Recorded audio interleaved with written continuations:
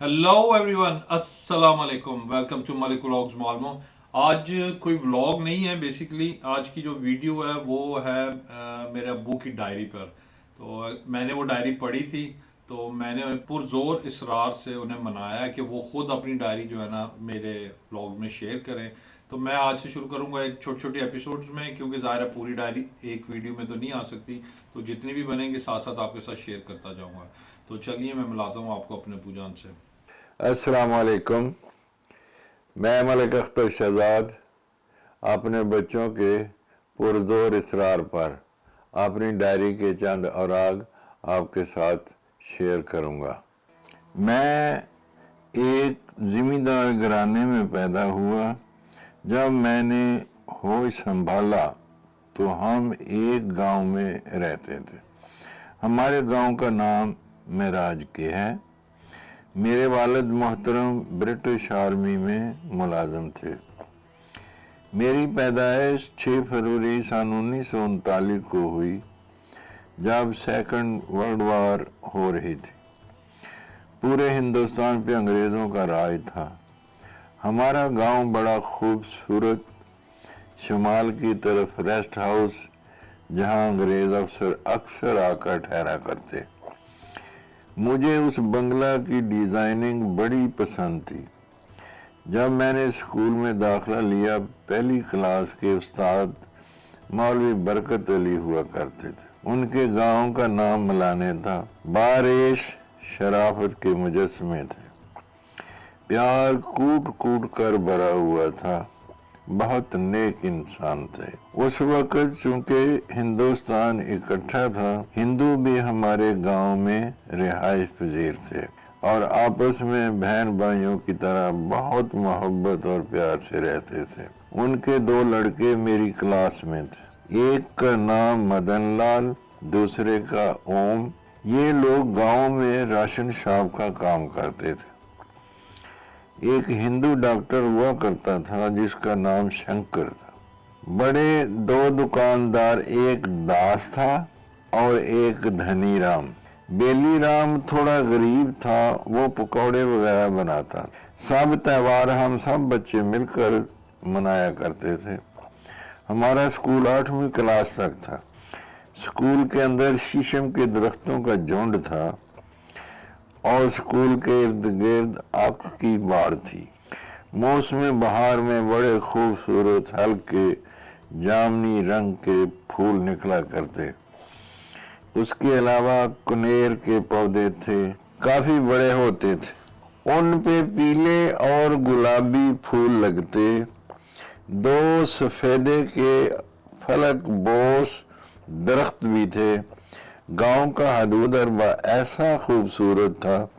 शुमाल में रियासत जम्मू व कश्मीर को हिमालय के पहाड़ नजर आते।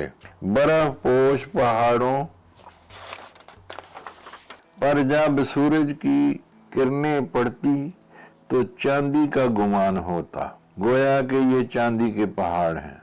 खासकर जब सावन भादों का मौसम होता तो काली घनघोर घटाएं अंगड़ाइयां लेती हुई हमारी तरफ बढ़ती थीं, तो रोमांस का गुमान होता था। घटाएं अपनी गागरें उल्टा कर जल थल कर देती, फिर जनूब को सफर जारी रखती। दरख्तों को, फसलों को गुस्ल दे जाती। हर तरफ सब्जा धुल कर दिलरुबा हो जाता। घास की प्यास बुझ जाती, मौसम खुनक हो जाता। हमारा गांव कश्मीर के कदमों में वाक़या है। हमारे गांव में 2 सड़कों का संगम होता है। एक सड़क सियालकोट से सीधी आती है और एक बनियाना और बागवाल की तरफ से आती है। फिर एक सड़क चारवा को चली जाती है और दूसरी किंगरा की तरफ नाला डेक को अबूर करती हुई जफरवाल की ओट बल खाकर चली जाती है। चिविंडा हमारे गांव से 9 मील के फासला पर वाक़या है। जम्मू भी इतना ही है। मैं जब दूसरी क्लास में था, हिंदुस्तान और पाकिस्तान का बंटवारा हो गया। इधर की दुनिया उधर, उधर की दुनिया इधर। हिंदू खानदान बाकायदा अखबार पढ़ते थे, उन्हें हालात की हर लम्हा खबर होती थी। अचानक उन्होंने चंद रोज पहले ही जाने की तैयारी कर ली और बहफाजत हमारे चंद नौजवान उन्हें सरहद के पार छोड़ आए। सिर्फ 2 घर रह गए, एक बाबा बेली राम और एक हवेली आर्या जो जुलाहे का काम करता था। हवेली बहुत शरीफ तबा इंसान था। उसकी बीवी नंदी बहुत प्यार करने वाली थी। उनके 3 बेटे थे, एक का नाम चुनीलाल, देशराज और हंसराज। हंसराज हमारा दोस्त था, हम उम्र था, मगर वो स्कूल नहीं जाता था।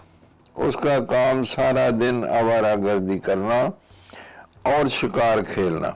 उसके पास गुलेल होती थी, मगर बला का शिकारी था और निशानची बहुत पक्का था। मछली उसे बहुत पसंद थी, मछली का शिकार करने का बहुत माहिर था। मैं ज्यादा वक्त उसके साथ गुजारता। मुझे पढ़ने का शौक कम था।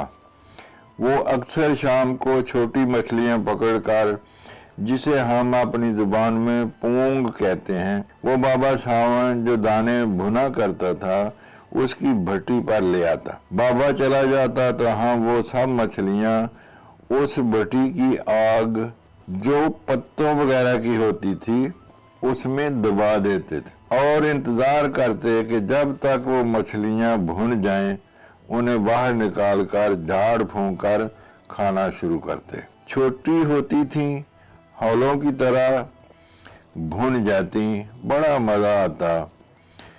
मई जून के महीने में हमारे गांव के तालाब से पानी खुश्क हो जाता, पानी बिल्कुल खत्म हो जाता, लेकिन जब थोड़ा पानी रह जाता तो मछलियां उसमें इकट्ठी हो जाती, फिर पूरा गांव मछलियां पकड़ता। एक दफा मैं भी एक टोकरा लेकर तालाब में गया। जो ही मैंने टोकरा पानी में डुबोया और निकाला, उसके बाद क्या हुआ ये मैं नेक्स्ट एपिसोड में बताऊंगा। अभी मेरी चाय ठंडी हो रही है। अच्छा, खुदा हाफिज। इंशाल्लाह अगले एपिसोड में मिलेंगे। अपना ख्याल रखें। फी अमान अल्लाह।